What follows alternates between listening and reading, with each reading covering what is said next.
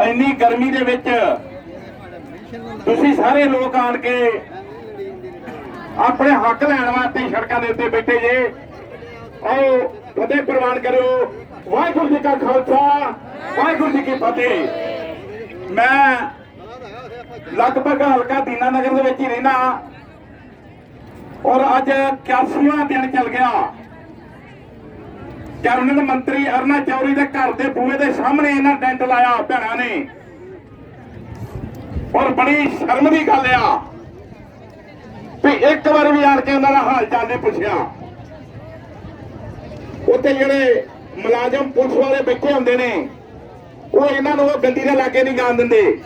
ਕਈ ਵਾਰੀ ਇਹਨਾਂ ਨੂੰ ਮੈਂ ਵੇਖਿਆ ਇਹ ਜ਼ਬਰਦਸਤੀ ਇੱਕ ਵਾਰੀ ਮਿਲਣ ਦਾ ਮੌਕਾ ਲੱਭਦੇ ਨੇ ਪਰ ਸਰਕਾਰਾਂ ਦੇ ਨਾਲ ਪ੍ਰਸ਼ਾਸਨ ਜਿਹੜਾ ਪੂਰਾ ਮਿਲਿਆ ਹੁੰਦਾ ਇਹ ਕਰਕੇ ਇਹਨਾਂ ਦੀ ਸੁਣਵਾਈ ਨਹੀਂ ਹੋ ਰਹੀ। ਮੈਂ ਕਹਿੰਦਾ ਕਿ ਜਦੋਂ ਵੀ ਲੋਕ ਆਪਣੇ ਹੱਕ ਲੈਣ ਵਾਸਤੇ ਸੜਕਾਂ ਦੇ ਉੱਤੇ ਉਤਰਦੇ ਨੇ ਕਿਉਂਕਿ ਜਦੋਂ ਗਵਰਨਮੈਂਟਾਂ ਸਰਕਾਰਾਂ ਜਿਹੜੀਆਂ ਉਹਨਾਂ ਦੇ ਹੱਕਾਂ ਦੇ ਉੱਤੇ ਡਾਕਾ ਮਾਰਦੀਆਂ ਨੇ ਤੇ ਲੋਕ ਮਜਬੂਰ ਹੋ ਕੇ ਸੜਕਾਂ ਦੇ ਉੱਤੇ ਉਤਰਦੇ ਨੇ। ਅੱਜ ਇੰਨੀ ਗਰਮੀ ਦੇ ਹੋਣ ਦੇ ਬਾਵਜੂਦ ਵੀ ਇਹ ਮੇਰੀਆਂ ਭੈਣਾਂ ਜਿੰਨੇ ਵੀ ਲੋਕ ਇਹਨੂੰ ਹਮਾਇਤ ਦੇਣ ਵਾਸਤੇ ਆਏ ਨੇ ਇਹਨਾਂ ਨੂੰ ਜਾਗ ਜਾਣਾ ਚਾਹੀਦਾ ਵੀ ਇਹ ਉਹ ਲੋਕ ਨੇ, ਇਹ ਲੋਕ ਨਾ ਗਰਮੀ ਤੋਂ ਡਰਦੇ ਨੇ ਨਾ ਸਰਦੀ ਤੋਂ ਡਰਦੇ ਨੇ ਨਾ ਇੱਕ ਬਿਮਾਰੀ ਤੋਂ ਡਰਦੇ ਨੇ। ਇਹਨਾਂ ਨੂੰ ਕੋਈ ਡਰ ਨਹੀਂ ਗੀ। ਇਹਨਾਂ ਨੂੰ ਇਹ ਉਹ ਲੋਕ ਨੇ ਜਿਹੜੇ ਆਪਣਾ ਹੱਕ ਜਿਹੜਾ ਉਹ ਲੈਣਾ ਜਾਣਦੇ ਨੇ। ਬੜੇ ਲੰਬੇ ਸਮੇਂ ਤੋਂ ਤੁਸੀਂ ਸਾਰੇ ਜਾਣਦੇ ਸਾਡੇ ਭਰਾ ਜਿਹੜੇ ਆ ਜ਼ਿਮੀਂਦਾਰ ਭਰਾ ਜਿਹੜੇ ਦਿੱਲੀ ਦੇ ਵਿੱਚ ਧਰਨਾ ਮਾਰ ਕੇ ਬੈਠੇ ਨੇ ਕਿਉਂਕਿ ਸਰਕਾਰਾਂ ਸਾਰਿਆਂ ਦੀ ਮਿਲੀ ਭੁਗਤ ਹੁੰਦੀ ਆ। ਇਹ ਨਾ ਗੱਲ ਕਰੀਏ ਵੀ ਸੈਂਟਰ ਸਰਕਾਰ ਜਿਹੜਾ ਕੁਝ ਹੋਰ ਕਰਦੀ ਤੇ ਇਹ ਹੋਰ ਕਰਦੇ ਨੇ। ਸਾਰਿਆਂ ਦੀ ਜਿਹੜੀ ਛੋਰਿਆ ਇੱਕ ਆ, ਇੱਕ ਹੀ ਥਾਲੀ ਦੇ ਚੱਟੇ ਦੇ ਵੱਟੇ ਨੇ। ਇਹ ਕਰਕੇ ਜਾਗਣ ਦੀ ਜ਼ਰੂਰਤ ਆ। ਮੈਂ ਤੁਹਾਨੂੰ ਸ਼ਾਬਾਸ਼ ਦਿੰਦਾ, ਮੈਂ ਸਲੂਟ ਕਰਦਾ ਤੁਹਾਡੀਆਂ ਭੈਣਾਂ ਨੂੰ ਆਪਣੀਆਂ ਨੂੰ ਵੀ ਜਿਹੜੀਆਂ ਇੰਨੀ ਗਰਮੀ ਦੇ ਵਿੱਚ ਭੁੱਖੀਆਂ ਧਿਆਈਆਂ ਰਹਿ ਕੇ ਵੀ ਉਹ ਸੰਘਰਸ਼ ਨੂੰ ਜਿਹੜਾ ਅੱਗੇ ਵਧਾਇਆ। ਆ ਜਿੰਨੇ ਵੀ ਲੋਕ ਆਏ ਨੇ ਇਹ ਨਾ ਸਮਝਿਓ ਕਿ ਇਹ ਇੱਕ ਇੱਕ ਦੋ ਦੋ ਆਏ ਨੇ। ਇਹਨਾਂ ਦੇ ਮਗਰ ਕਤਾਰਾਂ ਲੱਗੀਆਂ ਹੋਈਆਂ ਨੇ। ਜ਼ਰੂਰਤ ਪੈਣ ਤੇ ਪੂਰਾ ਡਿਸਟ੍ਰਿਕਟ ਜਿਹੜਾ ਗੁਰਦਾਸਪੁਰ ਇੱਥੇ ਇਕੱਠਾ ਹੋ ਜਾਏਗਾ। ਬੱਚਾ ਇੱਥੇ ਸੜਕਾਂ ਦੇ ਉੱਤੇ ਆ ਜਾਏਗਾ।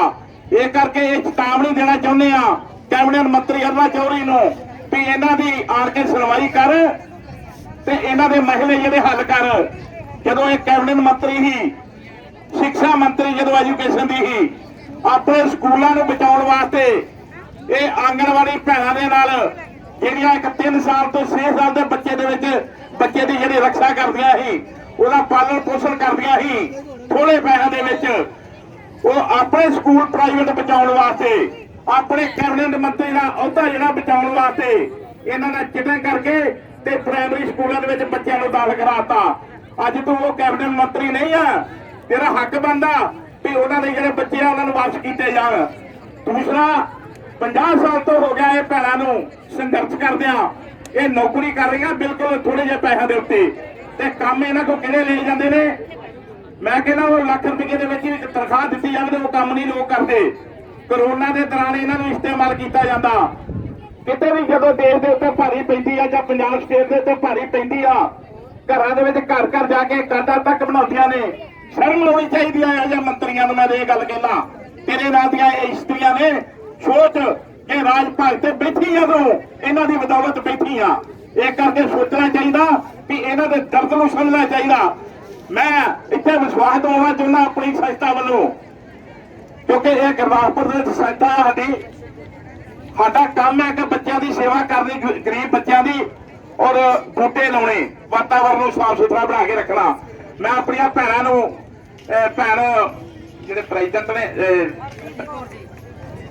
ਹਰਜੀਤ ਕੌਰ ਜੀ ਜਿਹੜੇ ਫਤਿਹਗੜ੍ਹ ਸਾਹਿਬ ਤੋਂ ਨੇ ਮੇਰੀ ਉਹਨਾਂ ਨਾਲ ਮੁਲਾਕਾਤ ਹੁੰਦੀ ਰਹਿੰਦੀ ਹੈ। ਮੈਂ ਟਾਈਮ ਟੂ ਟਾਈਮ ਉਹਨਾਂ ਕੋਲ ਜਾਂਦਾ ਰਹਿਣਾ ਔਰ ਮੈਨੂੰ ਇਹਨਾਂ ਦੇ ਬਹੁਤ ਵਧੀਆ ਵਿਚਾਰ ਲੱਗਦੇ ਨੇ ਕਿਉਂਕਿ ਚੰਦ ਲੋਕ ਹੁੰਦੇ ਨੇ ਜਿਹੜੇ ਫਰੰਟ ਲਾਈਨ ਦੇ ਉੱਤੇ ਆਣ ਕੇ ਇਹ ਸੰਘਰਸ਼ਾਂ ਦੇ ਵਿੱਚ ਜਿਹੜੇ ਕੁੱਦਦੇ ਨੇ।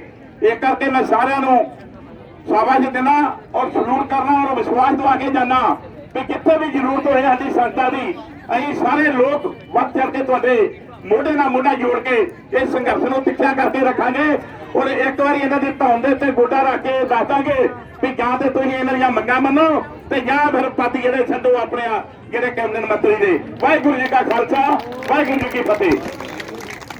Thank you.